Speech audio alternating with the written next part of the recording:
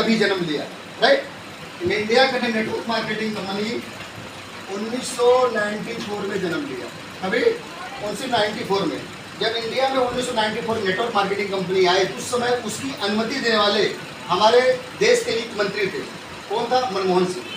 उन्होंने America government से इसकी अनुमति दिया, हमारे यहाँ इंडिया में आप नेटवर्क मार्केटिंग कंपनी चालू करो, राइट। लेकिन जब दिया उस समय अमेरिका गवर्नमेंट से उन्होंने सवाल किया था, मुझे ये बताओ आपके कहने पे मैं अमेरिका से इंडिया में नेटवर्क मार्केटिंग कंपनी की अनुमति दे रहा हूँ, लेकिन क्या आपके देश जैसा अमीर हमारा देश बन सकता है?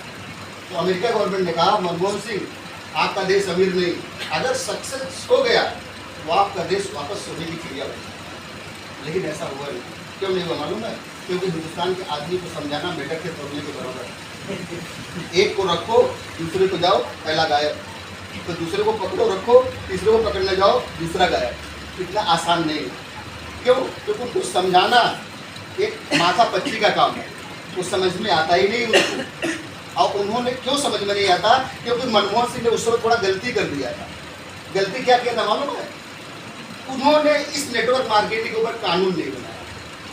अगर कानून बनाया होता ना, आज यहाँ समझाने की किसी की जरूरत नहीं बनती। क्योंकि जो चीज़ गवर्नमेंट की गाइडलाइन में आ जाती है वो इच्छा नहीं, मजबूरी हो जाती है करना। वो मजबूरी हो जाती है। आज हेलमेट लगाना मजबूरी है, नहीं तो 500 रुपया फाइन लगेगा। क्यों? वो गवर्नमेंट की गाइडलाइन में है। उसी प्रकार उन्होंने इसकी गाइडलाइन में उसमें कानून नहीं बनाया। अब ये दृश्य चलते चलते 2016 में 9 सितंबर को इंडिया गवर्नमेंट ने इस डायरेक्ट सेलिंग मेथड के ऊपर कानून बनाया।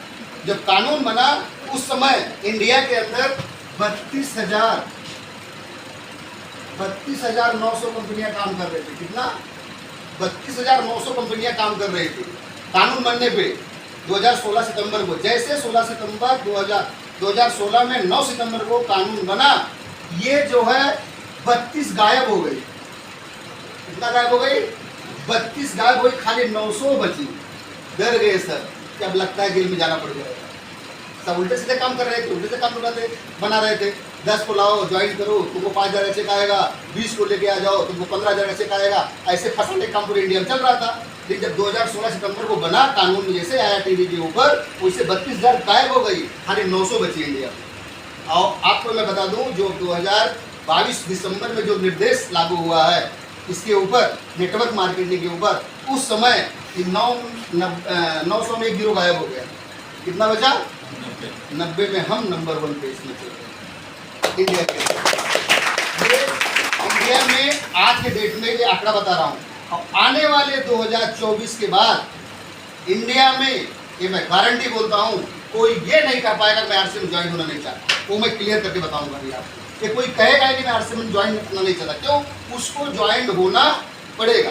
अब एक तो आपको बताता हूँ, जब हमारी कंपनी हिंदुस्तान की है, हिंदुस्तान में छोटा सा राजस्थान में छोटी सिटी है भीलवाड़ा।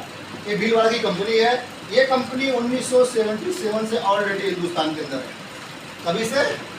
1977 से ऑलरेडी हिंदुस्तान के अंदर है। और 1986 में हमारी कंपनी ने एक यूनिट डाली जिसका नाम रखा फैशन शूटिंग प्राइवेट लिमिटेड। क्या रखा?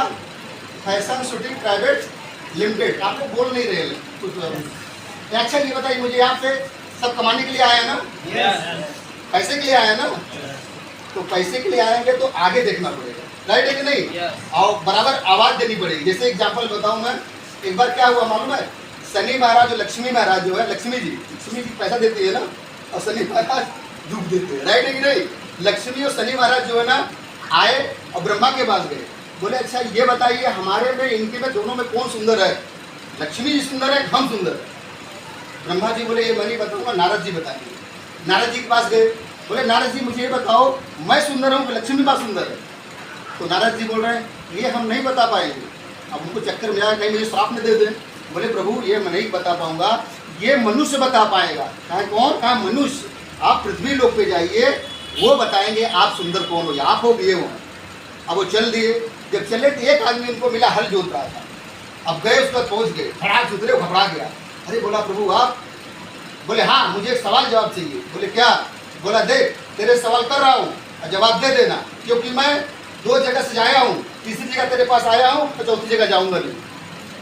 चौथी जगह जाऊंगा नहीं। अब वो चक्कर में पड़ गया तो लफड़ा पड़ गया। बोले क्या जवाब है सर, क्या सवाल है प्रभु बताइए।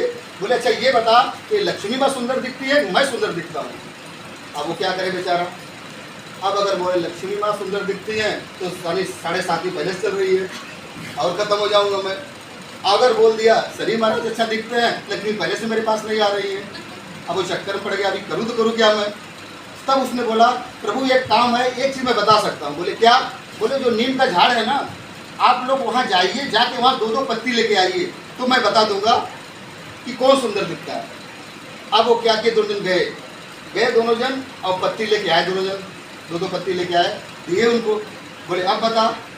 बोले प्रभु जब लक्ष्मी माँ आ रही थी ना तो बहुत सुंदर दिख रही थी, और जब आप जा रहे थे ना तो बहुत सुंदर दिख रहे थे।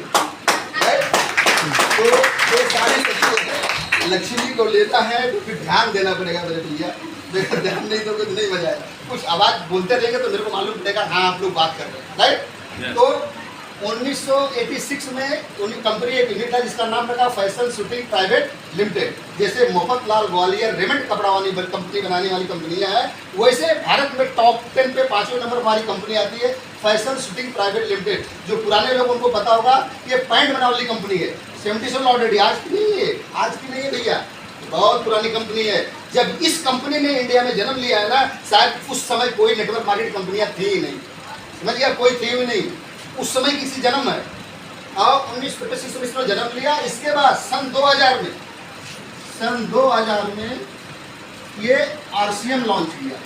क्या किया? RCM लॉन्च किया, जिसका नाम ब्रांड से हर चीज का एक ब्रांड होता है ना। कंपनी का नाम है फैशन शूटिंग प्राइवेट लिमिटेड, लेकिन ब्रांड क्या है?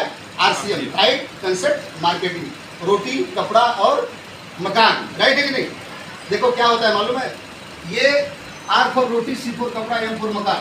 अच्छा मेरे को बताओ, अगर खाना ना मिले कुछ 2-4 दिन तो आप भूखा रह सकते हो कि नहीं रह सकते हो? क्योंकि लोग इंडिया में उपवास भी रखते हैं यार 1-2 दिन का। रह सकते हो कि नहीं? आवाज नहीं आ रहा है। रह सकते हैं आप? रह सकते हैं आप? एक बार ताली बजाइए जोर से। अगर खाना ना मिले तो इंडिया में लोग 1-2 दिन का उपवास रखते हैं।